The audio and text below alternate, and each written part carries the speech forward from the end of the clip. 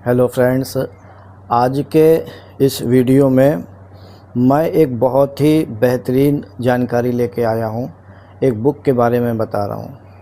बात बहुत पुरानी है। जब मैं 12th क्लास में था तो कानपुर में एक रामकृष्ण मिशन लाइब्रेरी है, वहाँ पे ये बुक मुझे मिली थी।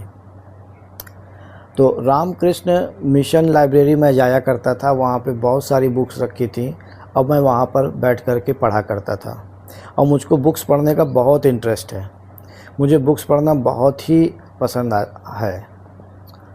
तो आपके सामने एक ऐसी बुक्स मैं दिखा रहा हूँ, इसके अंदर जो नॉलेज है वो उतनी वैल्यू वाली नॉलेज है कि दुनिया में इससे ज़्यादा वैल्यू वाली नॉलेज की कोई भी बुक नहीं है।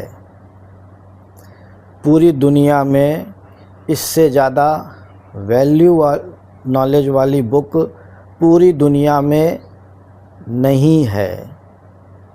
इससे ज़्यादा नॉलेज वाली बुक पूरी दुनिया में नहीं है। ऐसी बुक मेरे हाथ में लगी है, वो आपके सामने शेयर कर रहा हूँ। नाम है महर्षि पातंजलि कृत योग दर्शन है, छोटी सी है। ये है गीता गोरखपुर वालों की है। नाम है पातंजलि योग दर्शन। छोटी भी है और इसकी बड़ी बड़ी व्याख्या भी आती हैं। और ये जो बुक है वो योग के ऊपर बनी हुई है। महर्षि पातंजलि बहुत साल पहले जो थे, उन्होंने क्या काम किया, एक बुक लिखी थी। महर्षि पातंजलि ने एक बुक लिखी थी, उसका ही उन्हीं के नाम पर ये बुक है, महर्षि पातंजलि कृत योग दर्शन। इस बुक को ज़रूर पढ़िएगा। इस बुक को पढ़ने पे आपको एक से एक बेहतरीन नॉलेज मिलेगी, योग के बारे में, ध्यान के बारे में, समाधि के बारे में। और फिर इसको किसी योग्य गुरु से इसको सीखिएगा। तो मेरा तो इंटरेस्ट है और मैं आपके साथ भी शेयर कर रहा हूँ। इस बुक का जो पहला जो पाद है, जो पहला पार्ट है, उसको बोलते हैं समाधि पाद। इसमें समाधि पाद में समाधि का वर्णन किया गया हुआ है। समाधि के अंदर कैसा एक्सपीरियंस होता है, समाधि के अंदर जाने पर किस तरह की अनुभूतियाँ होती हैं, उन सारी चीज़ों का वर्णन किया गया है, समाधि पाद। फिर उसका जो दूसरा पार्ट है वो है साधना पाद। साधन पाद। साधन पाद में क्या है कि समाधि के एक्सपीरियंस को लाने के लिए क्या क्या आपको प्रोसेस करनी पड़ती है, क्या क्या उसकी टेक्निक है, ये सब योग की चीज़ें हैं।